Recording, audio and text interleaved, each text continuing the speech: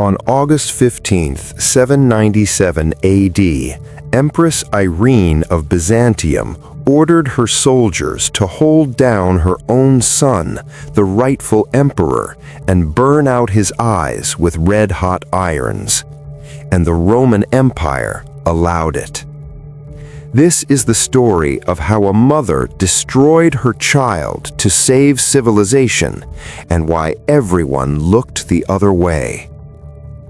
The purple chamber in Constantinople reeked of burnt flesh. Constantine VI, the legitimate emperor of Rome, lay bleeding on the marble floor, blind, broken, and betrayed by his own mother. Within hours, messengers rode out across the empire with a single proclamation. Irene, the empress mother, was now sole ruler. No co-emperor, no regent, just her. Here's what you need to understand. This wasn't some barbaric kingdom in the Dark Ages. This was the Byzantine Empire, the continuation of Rome itself, with 1,000 years of law, tradition, and political sophistication. They had courts, senators, generals, the church, and an entire bureaucracy designed to prevent exactly this kind of horror. And yet, when the most powerful men in the empire heard what Irene had done, they made a calculation. One by one, they bent the knee. The question isn't just why Irene did it, it's why the empire let her get away with it. And to understand that, we need to go back 15 years to when everything began to fall apart. Irene wasn't born into power. She was a nobody from Athens, beautiful, brilliant, and politically invisible. But in 769 AD, she caught the eye of Leo IV, heir to the Byzantine throne. They married, and suddenly this orphan girl was poised to become empress. In 780, her husband died unexpectedly. Their son, Constantine, was only 9 years old. Irene became regent. Now, here's where most stories would paint Irene as a power-hungry villain who immediately started scheming, but that's not what happened. For years, Irene was a competent, even celebrated ruler.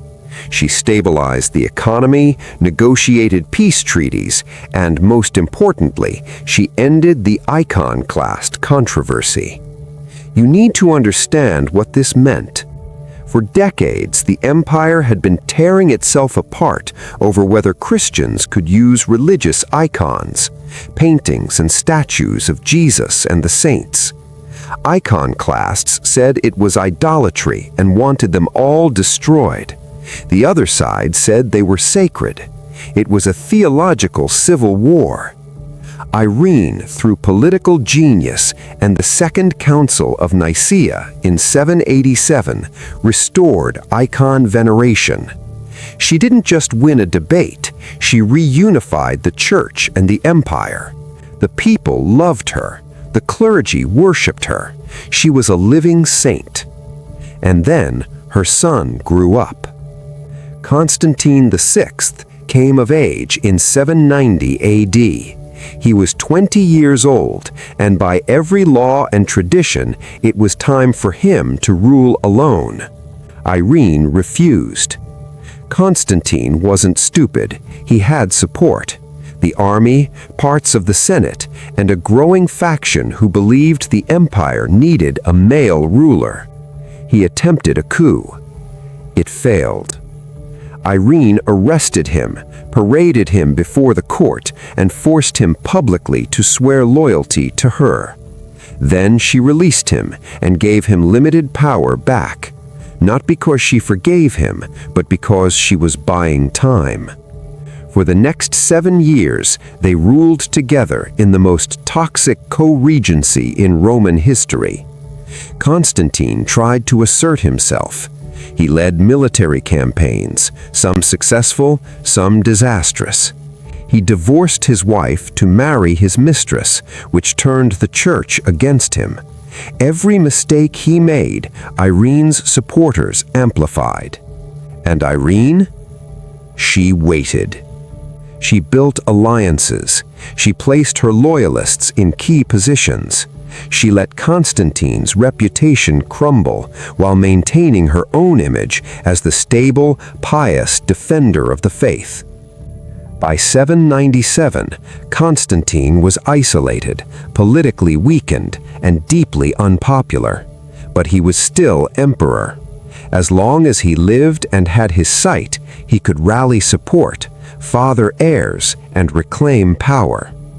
Irene had spent 17 years preparing for this moment.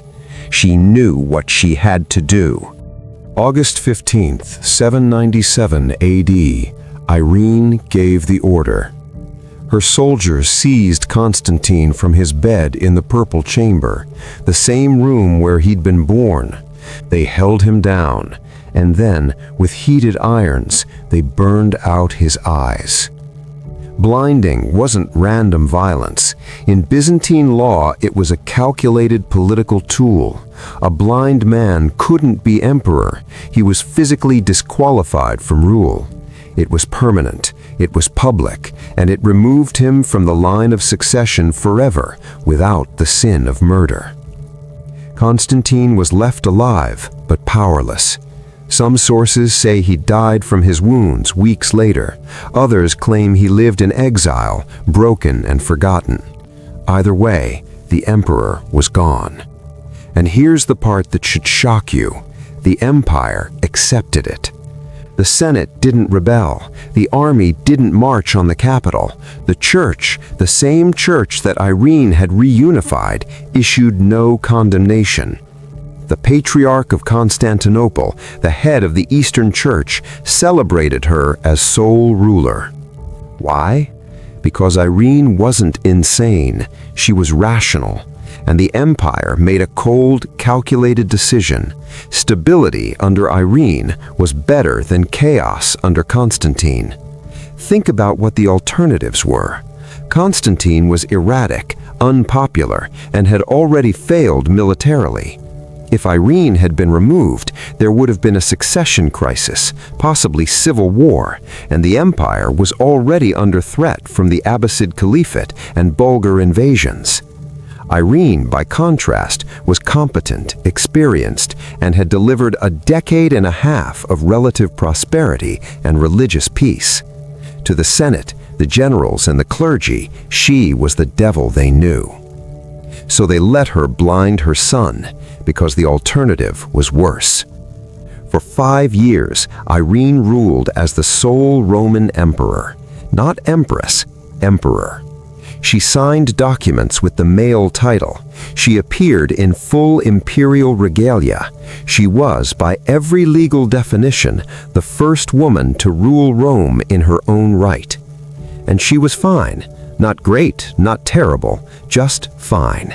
She maintained her alliances, kept the church happy, and avoided major disasters.